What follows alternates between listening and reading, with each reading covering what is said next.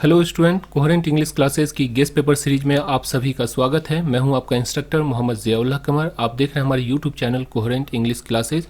ये coherent English classes की तरफ से निकलने वाली गेस्ट पेपर जो 2022 के स्टूडेंट के लिए है, उसका ये तीसरा भाग है। इससे पहले के दो भाग हमारी YouTube channel coherent English classes पे अपलोड कर दी गई है। तो अगर आपने नहीं देखा है तो मैं आपसे रिक्वेस्ट करता हूँ कि प्लीज़ पहले उस दो पार्ट को देखिए, उसके बाद ये तीसरा पार्ट को देखना स्टार्ट कीजिए। इस वीडियो के अंदर हम लोग डिस्कस करेंगे ऑब्जेक्टिव को। दो पार्ट में हमने जो है ऑब्जेक्टिव मतलब कि 90 ऑब्जेक्टिव को हमने क्लियर किया। आज इस पार्ट के अंदर हम लोग जो है ऑब्जेक्टिव नंबर 91 से लेकर ऑब्जेक्टिव नंबर 142 यानी कि 52 ऑब्जेक्टिव को इस वीडियो के अंदर हम लोग डिस्कस करेंगे। और ये सारी objective most VVI most important जो ऑब्जेक्टिव है वो ऑब्जेक्टिव है। तो मैं आपसे रिक्वेस्ट करता हूं कि प्लीज़ पहला दूसरा उसके बाद ये तीसरा जो भाग है उसको देखना स्टार्ट कीजिए। तो आइए स्टार्ट करते हैं। ऑब्जेक्टिव नंबर 91 से हम लोग डिस्कस करेंगे। Objective number 91, Walter de la Mare receive the order of merit खाली स्थान इन 1953। तो जो वॉल्टर डेलामेर थे उसने जो रिसीव किया था ऑर्डर ऑफ मेरिट, किन से रिसीव किया था, किन के हाथों से रिसीव किया था? क्वीन एलिजाबेथ से। याद रखिएगा 1953 में इनको ऑर्डर ऑफ मेरिट मिला। किनको मिला? वॉल्टर डेलामेर को मिला। और ये जो ऑर्डर ऑफ मेरिट जो होता है वो राजघराने से मिलता है। तो क्वीन एलिजाबेथ ने वॉल्टर डेलामेर को 1953 में ऑर्डर ऑफ मेरिट नाम की जो पुरस्कार है उससे सम्मानित किया। याद रखिएगा, समझ में आ गया? आगे चलते हैं। Light of step and heart was she. Light of step and heart was she. Light of step का मतलब होता है मन चली, जिधर मन चाहे उधर जो है चली जाए, यानी अपने मन की सुनने वाली जो होता है उसको कहते हैं light of step and heart she was, मतलब कि वो मन चली थी। ये जो लाइन है वो किस पोएम से लिया गया है? एन एपिथेफ से लिया गया है। उसके बाद देखिए O to nightingale and Lamia and Hyperion. ये जो किताब है पोएम की ओ टू नाइटिंगेल, जितना भी ओड लगा होगा ODE ओड लगा रहेगा तो समझ जाइएगा ये जो ओड वाली जो किताब है वो जॉन किट्स की है। ठीक है, तो ओ टू नाइटिंगेल हो, लीमिया हो या हाइपर्सन हो, ये सब जो है जॉन किट्स की है। आपसे मैं रिक्वेस्ट करता हूं कि हमारी यूट्यूब चैनल पे सारे जो ऑथर हैं, चाहे वो प्रोज सेक्शन के ऑथर हो या पोइट्री सेक्शन के ऑथर हो, सारे के सारे ऑथर का जो वीडियो है मतलब उनकी जीवनी का वीडियो हिंदी इंग्लिश में ट्रांसलेट करके हमारे यूट्यूब चैनल पे अपलोड कर दिया गया है। उस पे जाइएगा, जैसे मान लीजिए Indian civilisation culture author introduction लिखिएगा तो अपने आप आपको वो वीडियो मिल जाएगा। इंडियन सिविलाइजेशन जैसे Bharat is my home author introduction coherent English classes जैसे लिखिएगा आपको वो मिल जाएगा। उसको पढ़ लीजिए, उसमें से ऑब्जेक्टिव अधिकतर होती है। दूसरी चीज़ हम आपसे फिर से रिक्वेस्ट करते हैं कि प्लीज़ अगर आप बिहार स्कूल एग्जामिनेशन बोर्ड के 2022 में एग्ज़ाम देने वाले स्टूडेंट हैं तो आप हमारी ऑनलाइन क्लासेस को ज्वाइन कर लीजिए। 200 रुपया हम आपसे लेंगे, जिसमें से आपको हिंदी और इंग्लिश ये दोनों का गेस्ट पेपर जो आपके स्क्रीन पे चल रहा है वो मिल जाता है और इसमें से 80 to 85% मार्क्स स्कोर कर सकते हैं। दूसरी चीज़ ये होगा कि कोई भी चीज़ को देखिए, आपने अभी तक किताब नहीं पढ़ा होगा तो हम इसी 200 रुपये में आपको जो एप्लीकेशन पर आपको एक्सेस मिल जाएगी, जिसके अंदर आप पूरी किताब को line by line Hindi English translate करके पढ़ भी सकते हैं और उसकी सारी वीडियो वहाँ पे अवेलेबल है। तो एक बार किताब पढ़ लीजिए। किताब पढ़ने को मैं इसलिए कहता हूँ कि जब तक आप किताब नहीं पढ़िएगा आपकी ऑब्जेक्टिव जो है याद तो कर लीजिएगा लेकिन भूल जाइएगा, क्योंकि उसमें जो ऑब्जेक्टिव जैसे आप किताब पढ़ते हैं तो पूरी कहानी को पढ़ते हैं तो याद होता है, मतलब आपको जो है सिनेरियो और जो आपका जो सीन है वो सारी चीज़ याद रहती है तो आपकी एक भी ऑब्जेक्टिव नहीं छूटती है। लेकिन अगर मान लीजिए आप किताब पढ़िएगा ही नहीं, हम आपको 1000 ऑब्जेक्टिव करवा दें फिर भी जो है कहीं ना कहीं पर जाके फंस जाएगा, क्योंकि आपने किताब को पूरी तरह से नहीं पढ़ा। तो 200 रुपया जस्ट 200 रुपीज़, 50 रुपया हम लोग लेते हैं जो हिंदी की जो गेस्ट पेपर है उसका लेते हैं, 50 रुपया इंग्लिश की गेस्ट पेपर का और 100 रुपया हम आपको जो पूरी वीडियो का एक्सेस देते हैं, जिसके अंदर आपको पूरा क्वेश्चन आंसर भी हो जाएगा, समरी भी हो जाएगा, ऑब्जेक्टिव भी हो जाएगा और साथ में जो है आप पूरी किताब को भी पढ़ सकते हैं। तो उसका हम लोग लेते हैं। तो ये 200 रुपया आप पेमेंट करके अभी भी आप ज्वाइन कर सकते हैं। अगर देखिए टोटल 27 चैप्टर होता है। पहला प्रोज 11 चैप्टर, पोइट्री 10 चैप्टर और जो स्टोरी ऑफ इंग्लिश है 6 चैप्टर। टोटल 27 चैप्टर होता है जो पढ़ना होता है। एक बार पढ़ लीजिए, पूरी की पूरी ऑब्जेक्टिव आपकी बन जाएगी। पूरी रामायण को पढ़ लीजिएगा, सीता किसकी पत्नी है पता चल ही जाएगा आपको कि नहीं चल जाएगा। तो इसीलिए पूरी रामायण को पढ़िए, अभी भी समय है। रोज का अगर एक चैप्टर को पढ़िएगा 27 दिन में आपका क्लियर आउट हो जाएगा। अगर आपने पूरा चैप्टर को पढ़ा तो मैं गारंटी देता हूँ आपको कि 80 to 85% मार्क्स लाने से कोई नहीं रोक सकता है। 80-85 देखिए, इतना मार्क्स ले आइएगा, घर में भी आपकी इज्जत होगी, सारी जगह लोग जो है आपको इज्जत की निगाह से देखेंगे। तो आइए स्टार्ट करते हैं। अगला जो ऑब्जेक्टिव है, Walt Whitman was an American poet. Walt Whitman जो थे वो कौन थे? अमेरिकन पोएट थे, यानी अमरीकी पोएट थे, अमेरिका के जो है पोएट थे। The Savitri is written by Aurobindo Ghosh. Savitri जो है, जो नॉवेल है, वो किसके द्वारा लिखी गई है? अरविंदो घोष के द्वारा लिखी गई है। ये सब देखिए, सब जो है स्टोरी ऑफ इंग्लिश से है। और आपको क्लासरूम में कोई भी जगह चले जाइए, आपको स्टोरी ऑफ इंग्लिश पढ़ाते ही नहीं है सर, कहते हैं स्टोरी ऑफ इंग्लिश की किताब खत्म हो गई है। स्टोरी ऑफ इंग्लिश की किताब नहीं हुई है खत्म, आपका 50 मार्क्स का जो कंपलसरी इंग्लिश था वो खत्म हो गया है, वो जो है निकल गया। 16 चैप्टर उसके अंदर था, तो वो जो आपका 50 मार्क्स का था वो खत्म हुआ है। Story of English supplementary book होती है जो आपको रेड कलर की होती है, और प्लस में जो है आपको जो रेनबो पार्ट 2 है वो पढ़ना जरूरी है। नहीं पढ़िएगा, और सबसे ज़्यादा जो मार्क्स आता है, सबसे ज़्यादा जो फंसता है बच्चा, वो स्टोरी ऑफ इंग्लिश में फंसता है। समझ में आ गया? आगे चलते हैं। The sentence the distinguishing characteristic of modern civilisation. देखिए, जो सेंटेंस ये जो दिया हुआ है, द डिस्टिंग्विशिंग कैरेक्टरिस्टिक, कैरेक्टरिस्टिक का मतलब होता है विशेषता। तो ये जो एक विशेषता है मॉडर्न सिविलाइजेशन की, is our indefinite multiplicity of want, यानी कि जो मॉडर्न सिविलाइजेशन है उसकी जो विशेष विशेषता ये है कि वो जो है आदमी की जो ज़रूरत है, जैसे आपने मान लिया कि आपकी ज़रूरत है कहीं जाने ट्रांसपोर्टेशन का, तो आप जो है पहले साइकिल से जाइएगा, ठीक है। फिर साइकिल के बाद फिर आपको ज़रूरत होगी, नहीं 2 व्हीलर ले लेते हैं। फिर उसके बाद आपको जो है ज़रूरत, आप कहिएगा नहीं 2 व्हीलर बहुत दिन चला लिए, आप जो 4 व्हीलर ले लेते हैं। 4 व्हीलर में भी जो अच्छी क्वालिटी की जो गाड़ी होती है उसको लेते हैं। फिर 4 व्हीलर के बाद कहेगा नहीं हम एरोप्लेन से चाहेंगे। तो ये मल्टीप्लिसिटी ऑफ वांट, यानी कि आपकी ज़रूरत जो है वो जो मॉडर्न सिविलाइजेशन है वो बढ़ाती रहती है। मॉडर्न सिविलाइजेशन के लोग का क्या मकसद होता है? उसका मकसद ये होता है कि पैदा होना, कमाना, कमाकर अपनी जो शौक़ है, अपनी जो अरमान है उसको पूरा करना। पीछे जो आ रहा है कोई बच्चा या कोई जो आपका जो नस्ल चलने वाला है उसकी चिंता नहीं करना। लेकिन हमारी इंडियन सिविलाइजेशन में ये बताई जाती है कि आप अपनी ज़रूरत पे लगाम लगाइए, और जो पैसा बचता है अपने जो आने वाली जो नस्ल है, आपके जो बाल बच्चे हैं, पोता है, परपोता है, उसके लिए रखिए ताकि उसकी भी जीवन संवर सके। तो इसीलिए ये जो लाइन है ये कहाँ से लिया गया है? इंडियन सिविलाइजेशन कल्चर से लिया गया है। महात्मा गांधी ने ये बात कही थी, किसके अंदर? इंडियन सिविलाइजेशन एंड कल्चर के अंदर, ठीक है। Bharat is my home is written by, सबको मालूम है जाकिर हुसैन के द्वारा लिखा गया है। Shiga Naoya is a Japanese short story writer. Shiga Naoya जो है वो जापान के जो है थे, और वो शॉर्ट स्टोरी मतलब कि छोटी छोटी कहानी लिखते थे। तो टोटल शॉर्ट स्टोरी जो आपकी किताब में 11 प्रोज के अंदर है वो है कौन कौन सा? फिर से याद दिला देता हूँ। अ पिंच ऑफ स्नफ, उसके बाद द आर्टिस्ट और द अर्थ, ये 3 जो है शॉर्ट स्टोरी है। और जो है इसमें जो भारत इज़ माई होम हुआ, आई हैव अ ड्रीम हुआ, ये जो है क्या चीज़ है? ये जो है आपको स्पीच है। भारत इज़ माई होम और I have a dream speech है। उसके बाद जो है इससे में चले जाइए, तो जैसे आपका चैप्टर नंबर जो है 5 ideas that have help the Mankind, उसके बाद chapter number 7 a child is born, उसके बाद जो है आपको how free is the press, ये सब क्या है? ये सब जो है एस्से है। जो इंडिया थ्रू ट्रैवलर आइज, ये भी जो है एस्से है आपको, ठीक है। आगे चलते हैं। H.E. Bates also work for some time as a journalist. H.E. Bates जो थे ये जो है जर्नलिस्ट के रूप में भी काम किए हैं, ये कारपेंटर के रूप में भी काम किए हैं। तो उनकी जीवनी को पढ़ना ज़रूरी इसलिए है कि जब तक उसको नहीं पढ़िएगा ये व्यक्ति कहाँ कहाँ काम किया है तब तक आपको समझ में नहीं आएगा। तो H.E. Bates also work as a journalist, some time as a journalist. समझ में आ गया? Pearl S Buck had Indian family doctor, यानी कि आप पढ़िएगा इंडिया थ्रू ट्रैवलर आइज में, तो पल्स वर्क कहती है कि चीन के अंदर भी जो उनके जो डॉक्टर थे वो कौन थे? इंडियन डॉक्टर थे, यानी कि उनके जो फैमिली डॉक्टर थे वो कौन थे? इंडियन डॉक्टर थे। समझ में आ गया?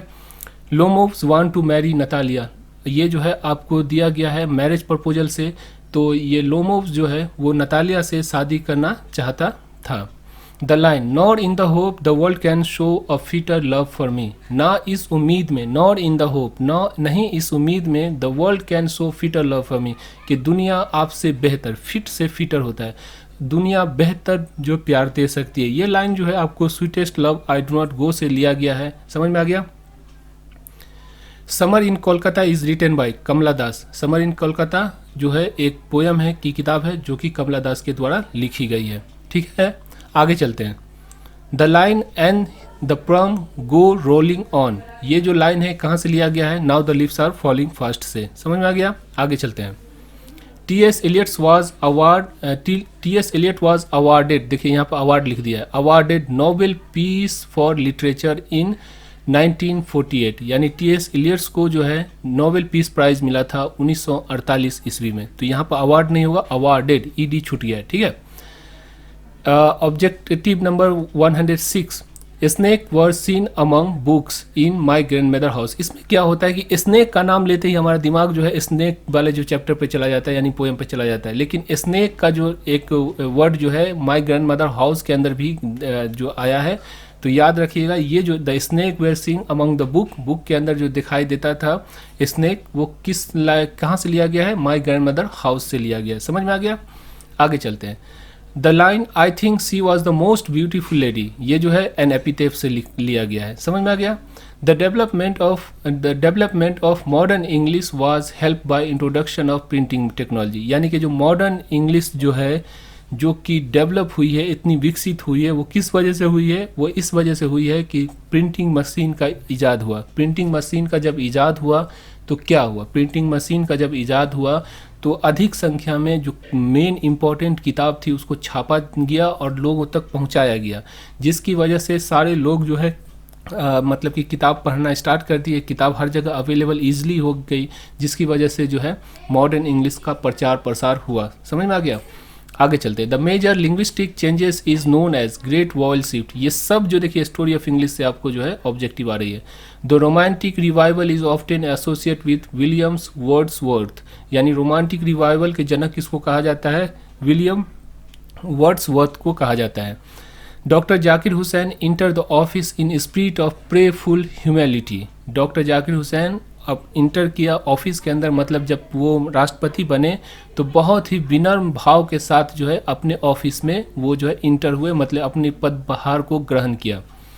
European civilisation will mean for India, European civilisation mean doom for India, यानी कि यूरोपियन सिविलाइजेशन को अगर हम अपनाते हैं तो ये तबाही का कारण बन सकता है भारतीयों के लिए। क्यों? क्योंकि उसकी सिविलाइजेशन, हमारी सिविलाइजेशन में ज़मीन आसमान का, वो पूरब है हम पश्चिम है, या हम पश्चिम है वो पूरब है। ठीक है, तो दोनों जो है एक कॉन्ट्रेरी है, मतलब कि दोनों जो है एक अलग है, विपरीत है, जिसकी वजह से अगर हम यूरोपियन सिविलाइजेशन को करेंगे तो हमारी जो फैमिली जो कॉन्सेप्ट है, परिवारवाद जो है वो ख़त्म हो जाएगा, हम भी अकेले इंडिविजुअल जीना स्टार्ट कर देंगे। समझ में आ गया? Nanu Kaka wrote a cheque of 1000 rupees, Nanu Kaka ने, जो याद होगा जब आप कहानी पढ़े होंगे, तो नानू काका ने क्या किया है? नानू काका ने सिक्का ऑटो डीलर से को मनाने के लिए या फिर उसको लुभाने के लिए वो क्या करते हैं कि 1000 का चेक जो है वो काट कर अपनी कोट में रख देते हैं और वही कोट को धोबी को दे देते हैं। और धोबी जब देखता है 1000 का चेक है तो वो दौड़ा भागा वहाँ जाता है और जाने के बाद उसको दिखाता है।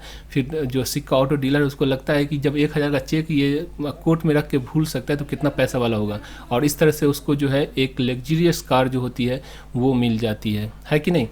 तो इसको इसलिए कहते हैं पूरी की पूरी किताब को पढ़िए, आपके दिमाग में सारी कहानी बैठ जाएगी।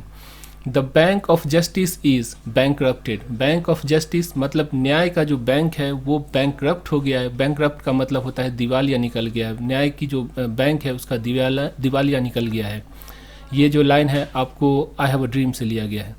Indian civilisation taught us to be more friendly, has civilisation taught us to be more friendly toward one another, क्या सिविलाइजेशन हमें एक दूसरों के प्रति दोस्ताना रवैया अपनाने को कहता है? ये जो क्वेश्चन पूछा गया है वो कहाँ से पूछा गया है? Ideas that have help the Mankind से ये जो है लाइन लिया गया है। उसके बाद देखिए, Anton Chekhov began his career by writing comics sketch, यानी एंटन चेकव जो अपनी राइटिंग मतलब अपनी जो लेखन की ज़िंदगी है, अपनी जो कैरियर है उसको स्टार्ट कैसे किया? उन्होंने कॉमिक्स स्केच, मतलब कि जैसे देखिएगा छोटे बच्चे के लिए जो एक किताब आती है, कॉमिक्स बुक आती है, तो उसका जो स्केच होता है, कैरेक्टर जो होता है, उससे उन्होंने उसको जो है सो बनाकर अपनी जो कैरियर की स्टार्ट की। Benji was a son of Johnson, ये द अर्थ का जो है से ऑब्जेक्टिव आया है। बेंजी जो किसका बेटा था? जॉनसन का बेटा था। Gibbon is associate with Italy. Gibbon में एक शहर हुआ करता था जिसका नाम था इटली में एक शहर हुआ करता था जिसका नाम था गिब्बन। गिब्बन जो होता है वो बड़ा सा जो बंदर होता है जिसका मुंह लाल होता है, आप जाके नेट पे सर्च कर सकते हैं। तो वो बंदर जो है वहाँ बहुत ज़्यादा पाया जाता था, इसीलिए उस शहर का नाम ही गिब्बन रख दिया गया। तो गिब्बन इज एसोसिएट विद कहाँ से? इटली से। Piers the Ploughman is written by Langland. Langland ने जो है पियर्स द प्लाउमैन को लिखा। The God of a small thing is written by Arundhati Roy. Arundhati Roy ने इनको the God of a small thing जो नॉवेल है उसको लिखा। ये भी देखिए आपको स्टोरी ऑफ इंग्लिश से पूछ रहा है। The name of Augustan was given to early 18th century, यानी 18वीं सेंचुरी की जो शुरुआत है उसको अगस्तन के नाम से जाना जाता है। The year AD 166 taken to be the end of Old English. मैंने आपको बताया कि 1066 से 1500 तक, 10 से 66 ईस्वी से 1500 ईस्वी तक को मिडिल इंग्लिश कहते हैं, और 10 से 66 से पहले वाले को जो है ओल्ड इंग्लिश कहते हैं, और जो है 1500 के बाद यानी 1500 ईस्वी से लेकर 2021 ईस्वी तक को मॉडर्न इंग्लिश कहते हैं। तो 3 काल में बांटा गया है। 1066 से 1500 ईस्वी तक को जो है मिडिल इंग्लिश कहते हैं, बाकी इससे 1066 से पहले वाले को ओल्ड इंग्लिश, और 1500 के बाद वाले को जो है हम लोग क्या कहते हैं? मॉडर्न इंग्लिश कहते हैं, मॉडर्न इंग्लिश एरा कहते हैं। The poets in the grandmother house beg at strangers door, मतलब कि जो पोएट्स हैं, जो कवित्री हैं, द ग्रैंड मदर हाउस या माई ग्रैंड मदर हाउस, वो जो है दूसरों के दर पे जो है भीख मांगती है, किस चीज़ की? प्यार की। तो ये पढ़िएगा कहाँ पोएम को, तब समझ में आ जाएगा आपको। The gathering swallows Twitter, the gathering swallows Twitter in the sky is taken from, ये जो लाइन लिया गया है ओड टू ऑटम से लिया गया है। अवावील और जो ट्विटर है, जो अवावील जो चिड़िया है छोटी छोटी, वो चिड़िया जो क्या होती है? गैदर होती है और ट्विटर करती है। ट्विटर का मतलब चहचहाना, तो ट्विटर करती है स्काई के अंदर जब शाम हो जाता है। तो ये ऑटम का जो महीना होता है उसके अंदर होता है, और इसको जो है जॉन कीट्स ने ऑटम में ये लाइन को लिया है। The poet in the soldier is depicting the mysteries of war. Poet जो है सोल्जर के, वो जो है जो वार है उसकी जो हानि है उसको डिपिक्ट करते हैं, उसको बयां करते हैं किसके अंदर? सोल्जर जो पोएम है उसके अंदर। मनगुजीरी एंड ग्रिलबोन आर ऑल्सो अ कैट्स, ये जो है मैकिविटी द मिस्ट्री कैट से लिया गया है। लेखक कहते हैं कि मनगुजीरी और ग्रिलबोन, इसे भी जो है जिस तरह मैकिविटी नाम की जो बिल्ली है उस तरह की ये जो खतरनाक बिल्ली है, समझ में आ गया। Hoping to cease not till death, ये जो लाइन है सॉन्ग ऑफ माई सेल्फ से वॉल्ट विटमैन ने लिया है। तो ये जो है वॉल्ट विटमैन का लाइन है, hoping to cease not till death. देख रहे हैं, कोई भी लाइन को उठा दिया, पूछा आपसे कि ये लाइन कहाँ से लिया गया? सॉन्ग ऑफ माई सेल्फ से। तो इसीलिए कहते हैं कि पढ़िए ध्यान से, एक एक करके पूरी कहानी, पूरी चैप्टर को 200 रुपया मात्र लेंगे, जिसमें आपको गेस्ट पेपर भी दे देंगे और पूरी चैप्टर का वीडियो PDF फाइल, उसके अंदर जो समरी, क्वेश्चन आंसर, ऑब्जेक्टिव सब दे देंगे।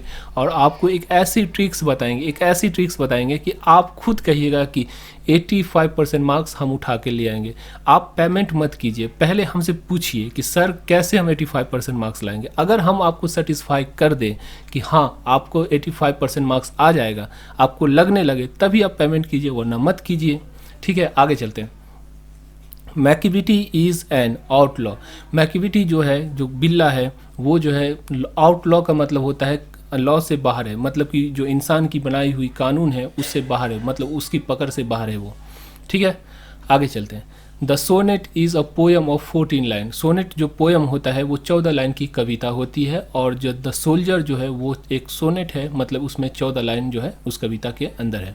N epitaph is written by Walter de la Mare. Walter de la Mare ने जो है एन एपिथेफ जो पोएम है उसको लिखा है। There is a house now far away where I once receive love, यानी एक घर है जो कि बहुत दूर है जहाँ मुझे प्यार मिलता था। ये जो लाइन लिया गया है माई ग्रैंड मदर हाउस से लिया गया है। ठीक है। The soldier is a war poem, जो सोल्जर है, जो कविता है जिसको आप लोग पढ़ते हैं वो वार कविता है, मतलब कि एक युद्ध की जो है कविता है।